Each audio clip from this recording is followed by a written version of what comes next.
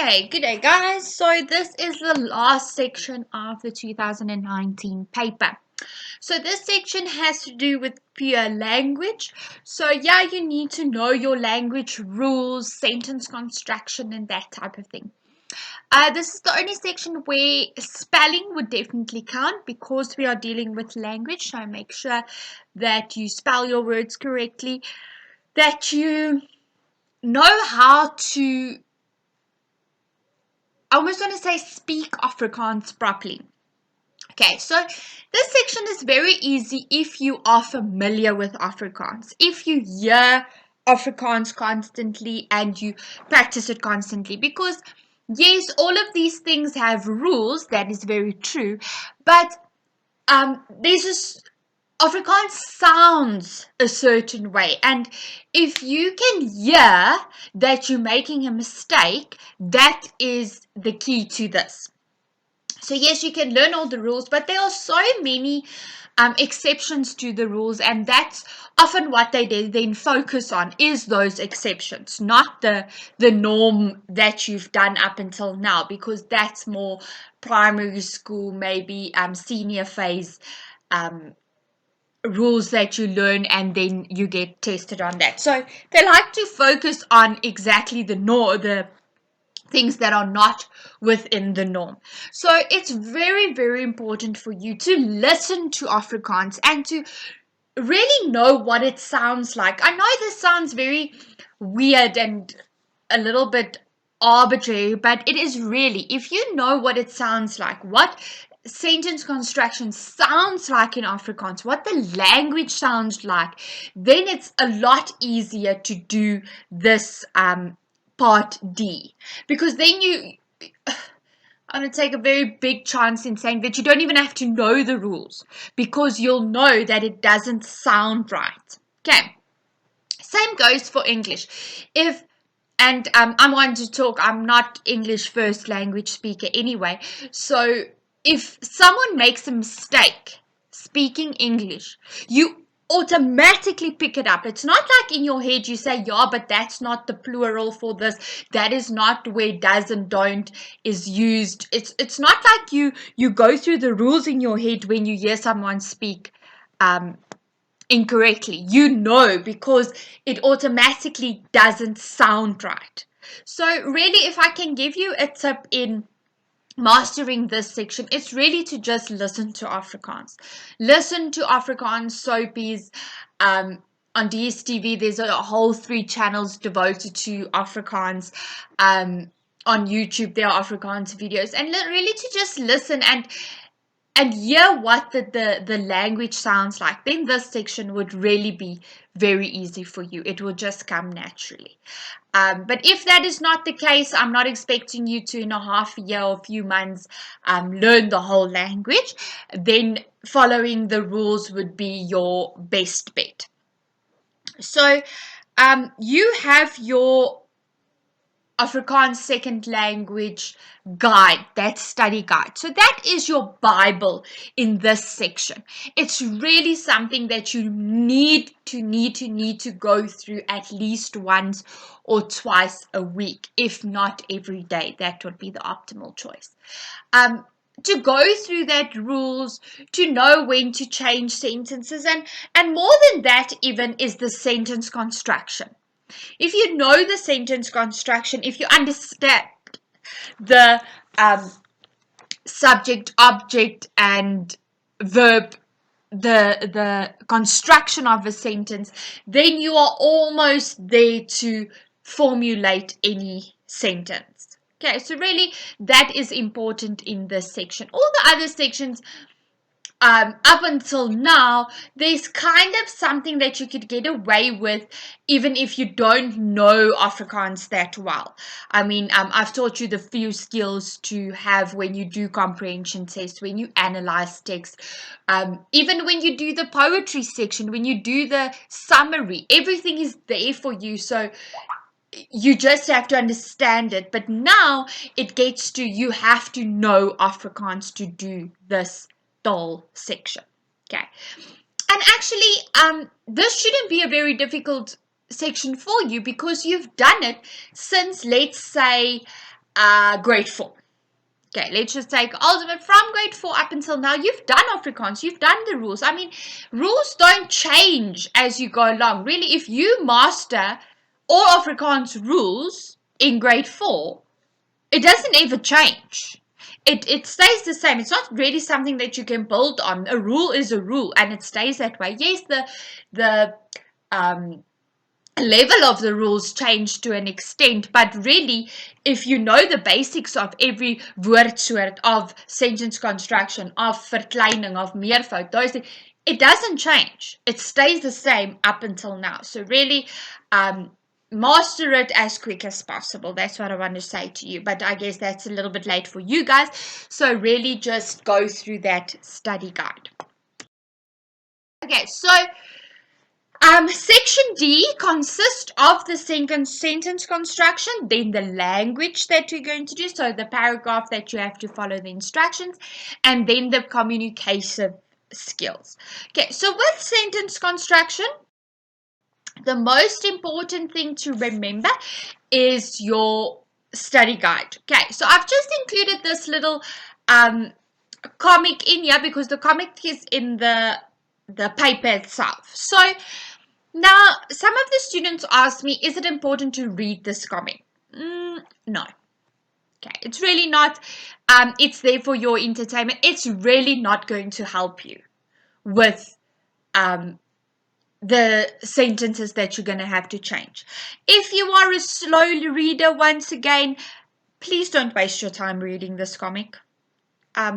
It's really not going to help you. If you are a fast reader and you quickly want to just take your mind off things, yeah, by all means go and read it, or maybe in that 10 minutes reading time that you have at the beginning of the paper, go to this section and read this.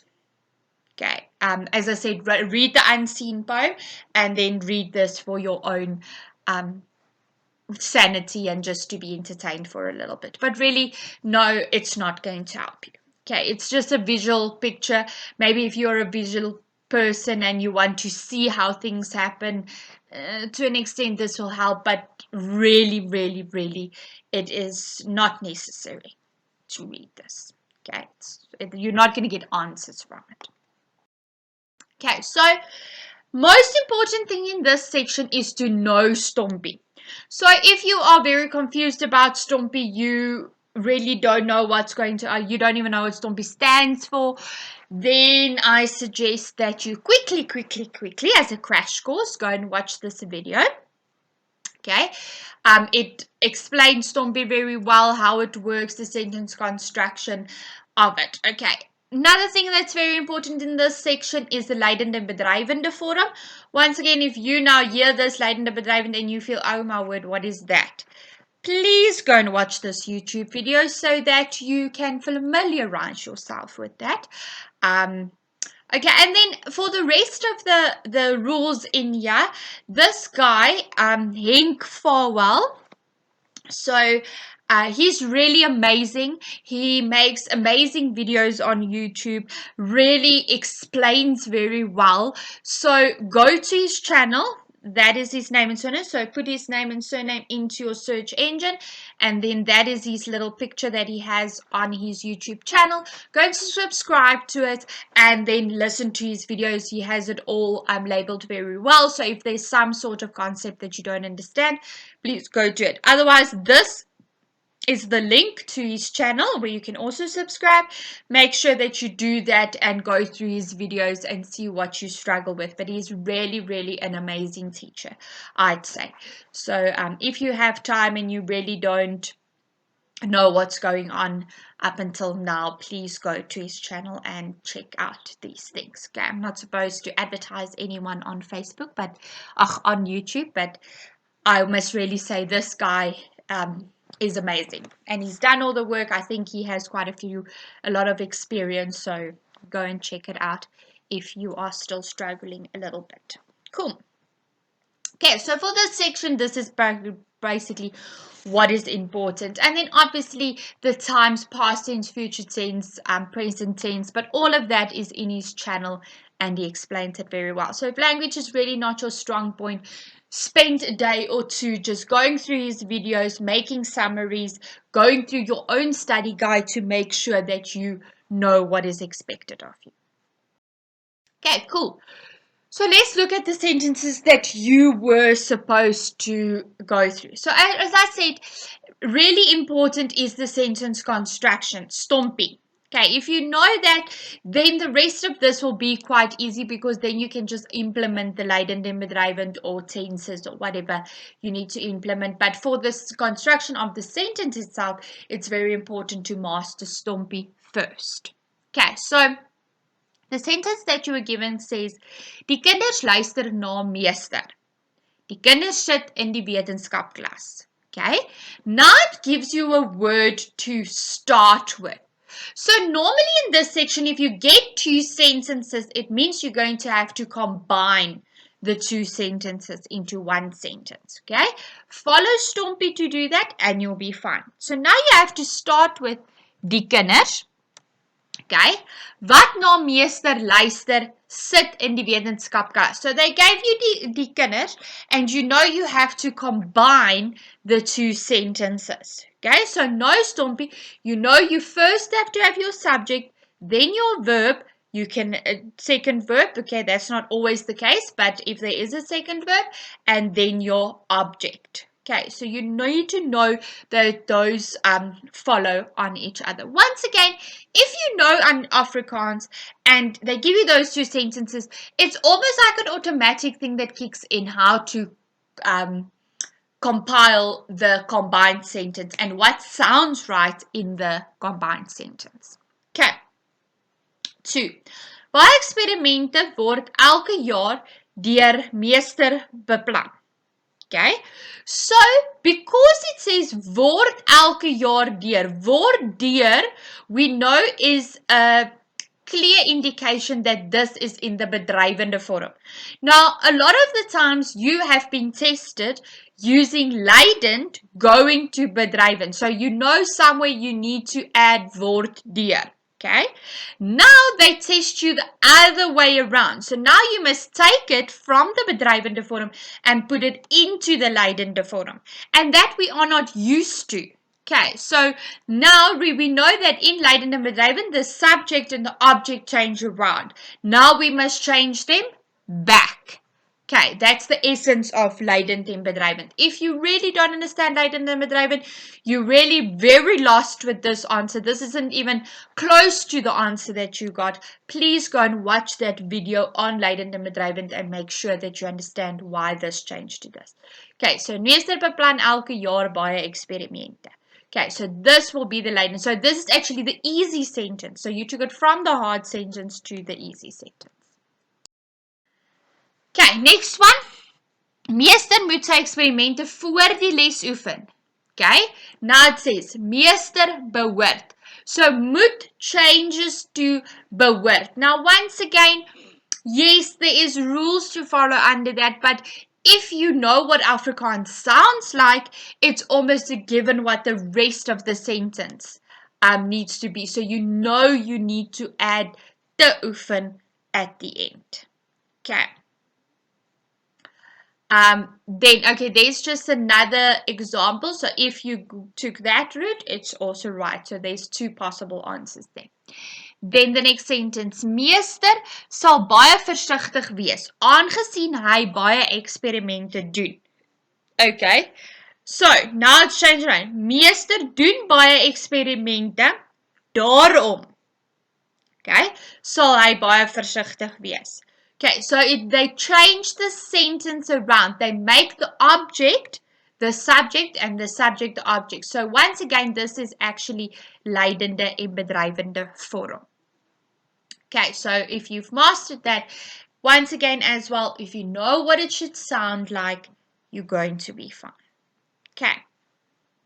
Then, meester vra die klas, moet ek die rooi vloeistof by die geel vloeistof gooi? Okay, so these are direct words. Normally in this question, when they give you direct words, they want you to put it in the passive voice, in the indirect words. Okay, so meester vra vir die klas. Okay, so what is he asking the class?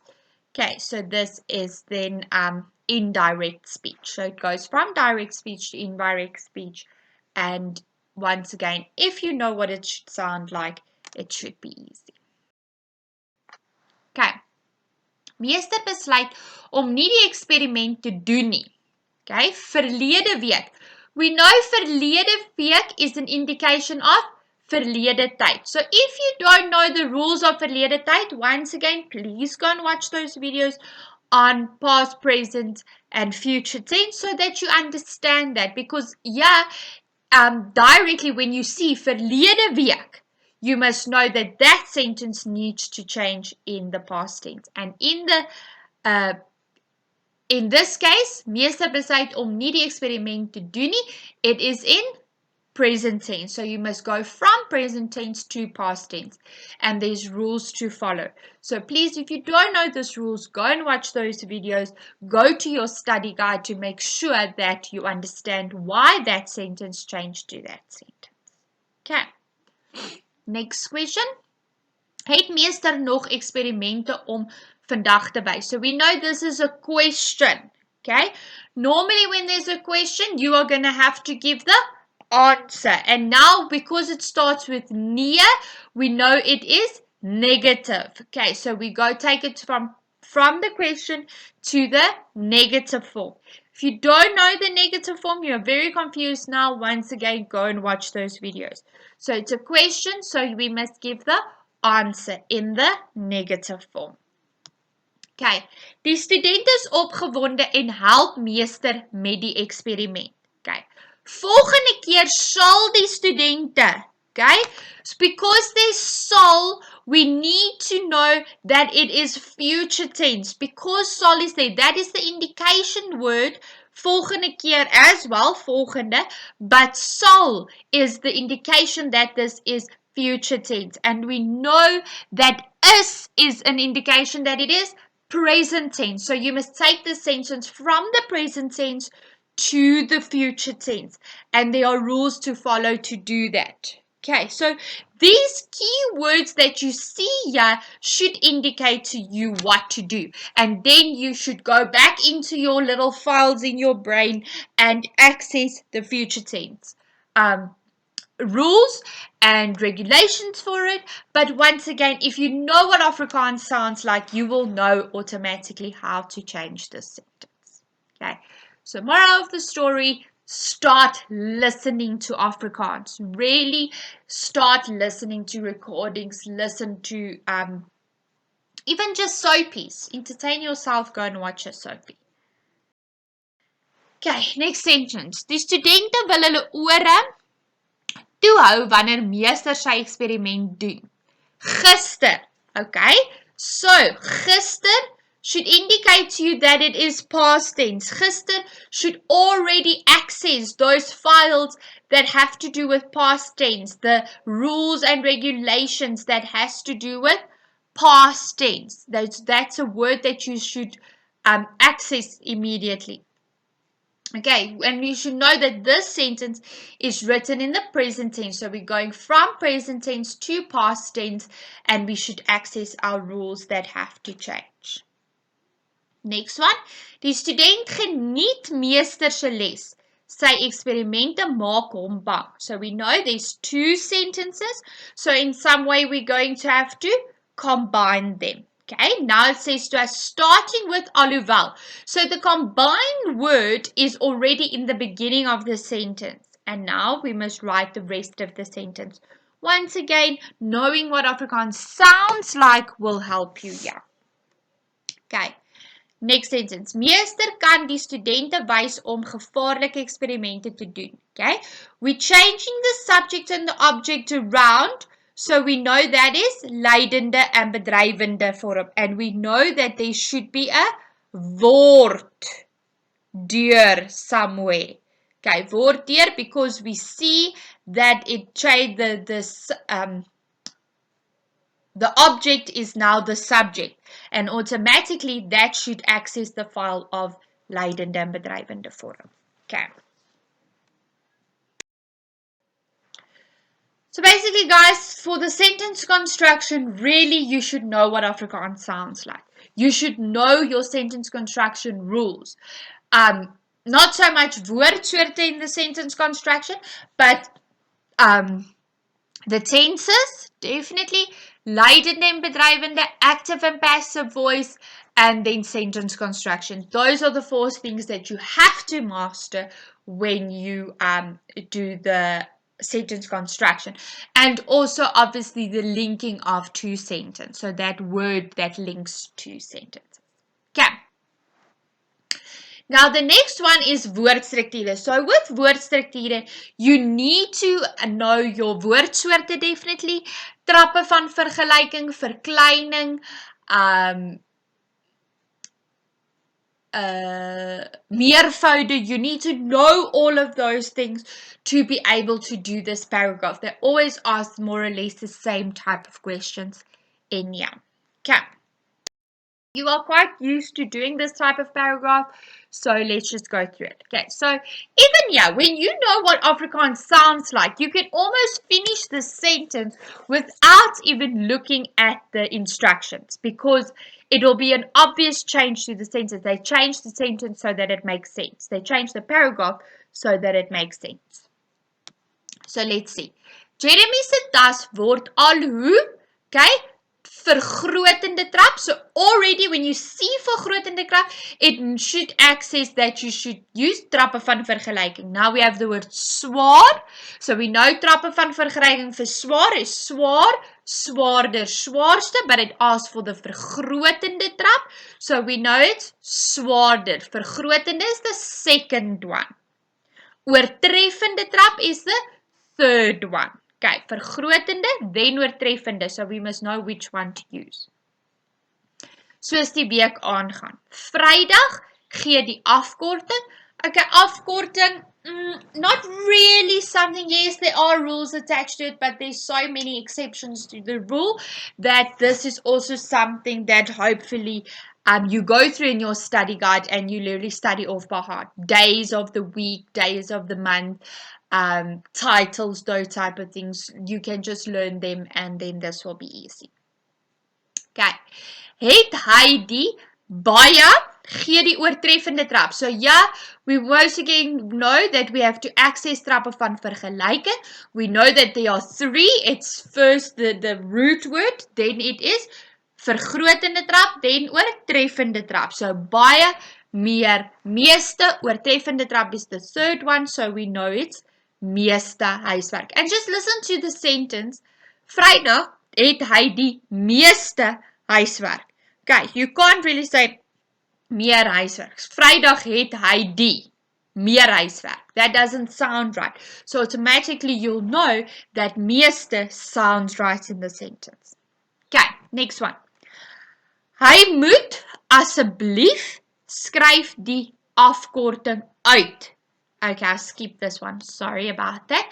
Okay, so we know that RSB, it's one of those well-known afkortings. So we know that it is asseblief. Sorry about that. Okay. Donderdag was Jeremy se oog gee die meervoud. Okay, so yeah. So you can know the rules in meervoude. You can know that. But now this is an exception to the rule. We know oog changes to oor with those. So this is an exception to the rule. So this is something that you'll just have to practice. And the more papers you do, the better you get at doing this as well. You get a feel for it. Okay. So groot soos piesangs. Want hy kon nie, okay, beloof glo dat hy so baie werk het nie. So once again, you must know what it sounds like. You can't promise that he doesn't have a lot of work. You can't believe that he doesn't have so much work. Okay, so you must know the difference with the meaning of the words. Hy loop elke dag dieselfde pad. So ja is a verkleining that uses the rule, because we know if a word ends in a D, you just add J-I-E. Okay, so ja is one of those that actually follow the rules. So when it comes to verkleining, you see pad, automatically we must go to the rules and add the J-I-E. Okay, om by die skool te kom. Al die mamas, okay, mama, meervoud, we know is mamas, because meervoud makes it more than one, singular and plural, and we know, yeah, the rule is also followed because it's not pronounced as a long A, like pa has the afkappings S, because the A is pronounced long. Now the A is pronounced as a chord, it's mama, and that's why it just gets an S. Okay, Jeremy, wie of wat daar loop, sy rug is baie seer. Okay, you can't say Jeremy wie daar loop, is wat daar loop. Okay, so once again, just know the difference between the two and when to use them. But in listening to how it sounds, you should be able to know which one is which. En hy voel soos 'n ou, gee die correcte vorm van die adjectief. Okay, so adjective we know is also the byvoeglike naamwoord. Okay, because there we have the selfstandige naamwoord. Man is the selfstandige naamwoord because it's something that we can touch. Okay, selfstandige naam, you need to know this, guys. If you don't know this, please go back to those videos and master it. Okay, so we know that the byvoeglike naamwoord describes the selfstandige naamwoord. If the byvoeglike naamwoord stands in front of the selfstandige naamwoord, it is a predicatieve adjectief. That's where adjective comes from. Predicatief because pre means in front. Okay. Attributieve adjectief, it would have stood at the back, agter. Now it's in front. And we know that you can't say oud man, that doesn't describe it. O man describes the man. Okay. Next thing, if you're very confused about this, guys, please go and look at selfstandige naamwoorde and byvoeglike naamwoorde and learn those rules. Dit is vir Jeremy. Maklik, gee die antoniem. You need to know that an antoniem means anders. Anders, okay? So the opposite. Maklik, opposite of maklik is moeilik. Okay, if you didn't know this, please go and look at the definition of an antoniem and then at the same time master antoniem.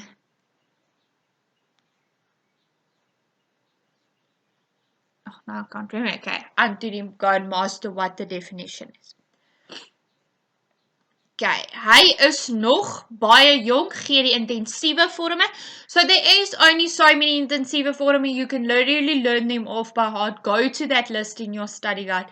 Learn that jonk is bloedjong. The intensieve vorm is bloedjong. Okay, if you don't know what intensieve vorm is, please go to your study guide and go and learn those few. There is only a few. Okay, Jeremy. Okay, konsentrasie gee die afgeleide werkwoord. Werkwoord, you need to know what a werkwoord is. Werkwoord is a verb, so it's a doing word. So you need to know how to change konsentrasie into a verb. Okay, so then it's konsentreer. Hard om nie te val nie. Hy skok gee die verlede deelwoord. Okay, so once again we have to describe the mom, so geskote ma. Okay, so you need to know that turning skok, because skok is a werkwoord, into a verlede deelwoord, we need to put ge in front. Ma, weet nie wat om te doen nie. Okay, ken, you must know the difference between the two words. Weet means know. Ken means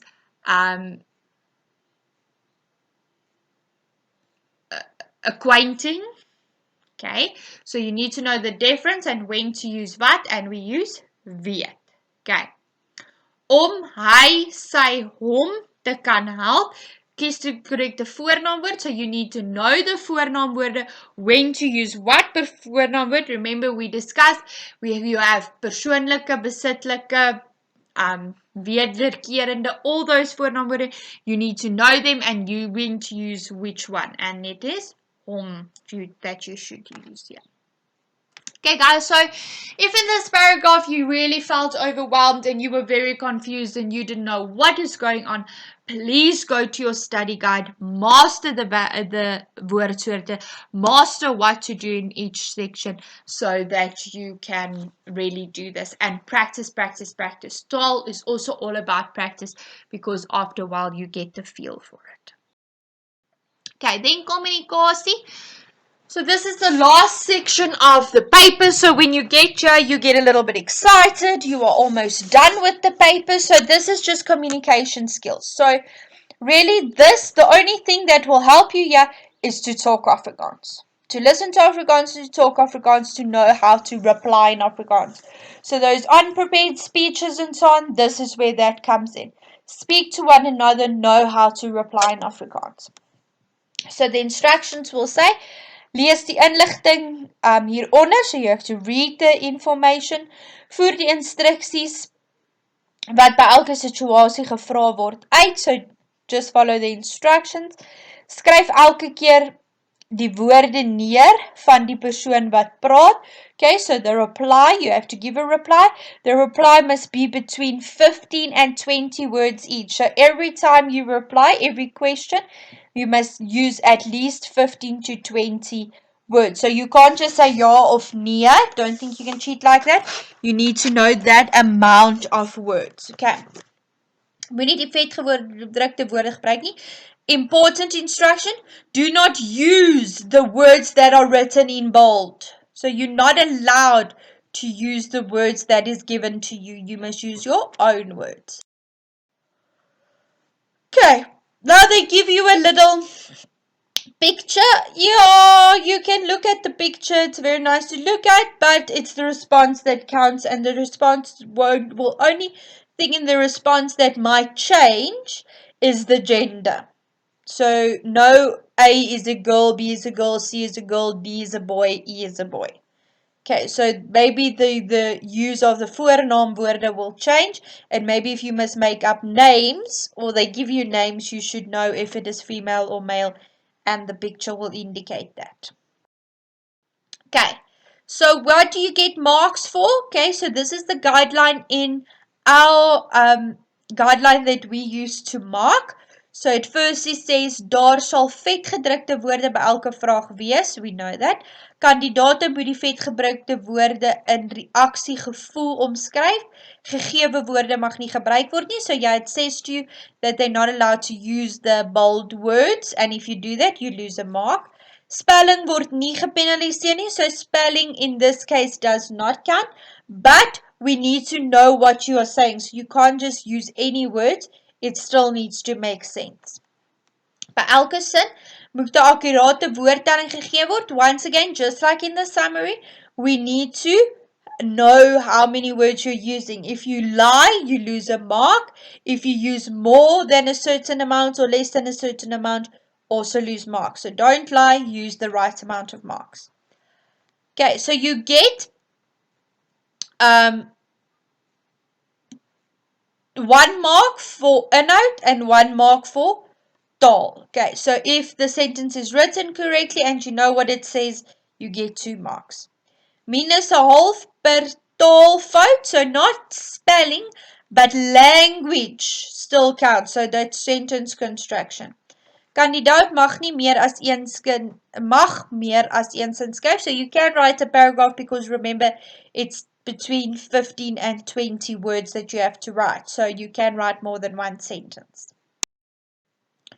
Indien taal korrek is, maar inhoud verkeerd, kan die kandidaat nog punt vir taal kry. Okay, so if you've written the right sentence construction, but the information is incorrect, you can still get 1 mark. Direkte rede is 'n vereiste.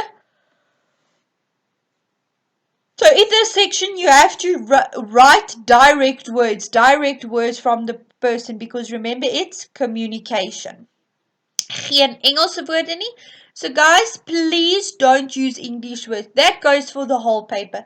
If there's an English word in your answer, you're going to lose marks. So rather write a made-up Afrikaans word than an English word. Minus halfpunt per response vir minder as 15. So you can't use less than 15, but not more than 20 words. Okay, so it says, meisie A, so we know the gender is a girl, is baie deur mekaar oor haar opsies na skool en het nog nie 'n besluit geneem oor haar toekomsplanne nie. Sy vra vir seun E om haar voorstelle te maak. Skryf neer wat sy vir hom vra. So remember, this is a question, so we need a question mark. So she needs to ask him to help her to understand what to do after school. Okay, so it needs to be advice. So the first thing you need to know is it needs to be advice. It needs to be in a question form. You need to have, so you can ask any question as long as you ask for advice and as long as it is a question. So you can think of, and remember, he is a male because seun. Okay, so ek moet nou besluit oor wat ek volgende jaar gaan doen. Kan jy my asseblief help met hierdie groot besluit? Okay, or you could have said, kan jy vir my raad gee oor hierdie groot besluit? Kan jy vir my sê wat jy volgende jaar gaan doen? You ask him some sort of question that he will give you advice. So there it says, one for tall, so is the sentence construction correctly, and one for did you follow the instructions? Next one, seun E, so we know it is a male. Het al sy planne gemaak. Skryf neer wat hy vir meisie A, so for the girl, antwoord. So it needs to be an answer om vir haar raad te gee. So now it is the advice that he gives you here. So it is a answer. Once again, you must count your amounts of words between 15 and 20. Gelukkig het ek klaar besluit. Dalk moet jy op 'n paar universiteite se webwerwe gaan kyk. Okay, you could have said, dalk moet jy gaan navorsing doen, ek stel voor jy doen dit. So some sort of advice. Once again, 2 marks, one for tall, sentence construction, one for a note that you followed the instruction. Okay, meisie C het 'n boek by seun E geleen, maar sy het vergeet om dit terug te gee. Skryf neer hoe sy vir hom om verskoning vra. Okay, so she's apologizing to him. So how would she apologize to him? So she's apologizing to him. So remember the gender. Seun D probeer meisie B ooreed om die aand saam na 'n partytjie toe te gaan. Skryf neer wat hy sê om haar te oortuig om saam te gaan. Okay? So the boy wants to ask the girl to go to a party. Okay? And now you must convince her to go. So it must be a convincing sentence. Okay, so there's a party, it's going to be so nice, wouldn't you come with? That type of thing. Meisie B is baie opgewonde dat skool verby is. Skryf neer wat sy sê om haar boodskap uit te druk. Okay, so she's excited. So you must use a word that emphasizes her excitement, like yippee or yay or hoorah, some sort of word that emphasizes her excitement, because if you're excited, you don't start your sentences normally. Okay guys, so we are all done. Okay, we're done with 2019's paper. Okay, I know that the explanation of the paper was very long, but the explanation takes a lot of time. You writing the paper will definitely not take as long as the rest.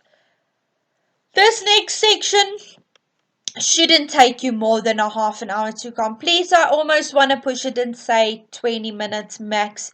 You'll be done with the last section, especially if you have a feel for Afrikaans and you know what Afrikaans sounds like. Okay guys, so we've mastered the tall paper. Really not that difficult. If you just put your mind to it, you practice a lot of the papers, you'll really be fine. So I'll be posting more papers now as from now, so that you can complete it, and then obviously the answers as well. And then I want you to ask me questions if there's any of the answers that you really struggle with. Okay, thanks for listening guys. now you can take the rest of the day off just to relax a little bit and to just comprehend what you've done. Cool. Enjoy your day.